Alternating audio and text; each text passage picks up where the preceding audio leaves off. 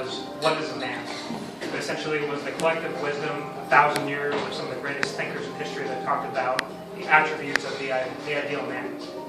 Now, on a personal level, I was happy when I got the book because as a teacher I liked a lot, and we had talked about the future, so I appreciated what he did. But on a practical level, I remember feeling very blessed and very lucky because it's true that every male struggles with the transition to manhood. But what I always knew was all they ever had to do was look across the table to the guy sitting across from dinner with me every night at Brumley batting practice to know what the ideal man is. And in some, I had the archetype of what a man is in my father, and I always knew that. Now, on any dimension, my dad's a phenomenal man. Any dimension you want to measure. Made VP at 32 at a Fortune 500 company. Worked a ton of hours, but was at every single baseball game, every single hockey game. Was there for Marissa and Vicky at Brownies. Got up at 4 a.m. to drive us to hockey practice. And his life could essentially be defined by the innumerable sacrifices he made to give my siblings and I a better life, and to give us the opportunities that he and his siblings essentially never had. But if I had to boil down what really differentiated my father more than anything else, it's the values that he lived by. And I think it's those values that gave him a mental toughness and a courage that to this day, I still don't know where it comes from, to be honest with you. And so let me tell you a little story to kind of exemplify that. So I'm 9 years old, and it's when these Reebok pump shoes came out. I don't know if you remember the commercials. I wanted them so badly. So my mom got my dad to take me to the Three Brothers sports shop. And I have these shoes on my feet, and I'm ecstatic. They're $92.99. And at some point, my mom went to my dad and said, "V, what do you think?"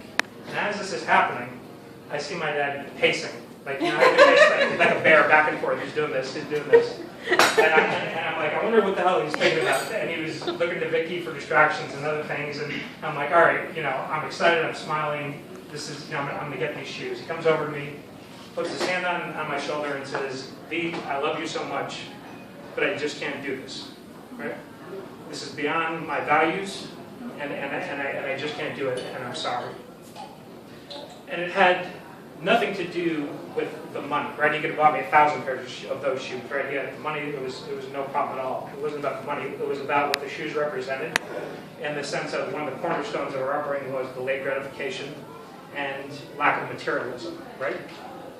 And the easiest thing for my dad to do would have been to pull out the credit card and say, "Here you go, son." Like I would have done. Right. He would have avoided the hardest conversation to have, which he had to have with me. He would have avoided the inevitable tears because I'm sure I was upset.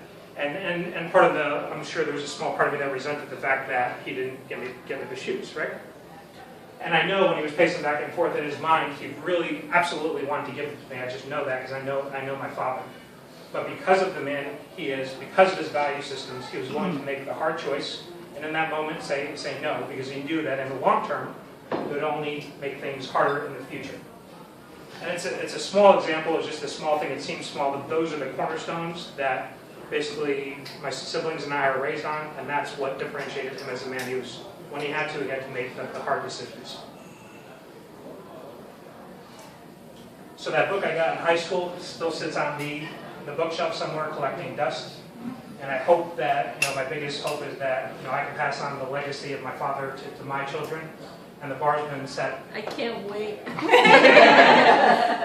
So get married first. But the bar has been set exceptionally high because something about it was known that if at the end of the day, if I'm half the man my father is, I'll be twice any man on earth. So, Dad, I love you. That's nice. Happy birthday. Yes. Happy birthday.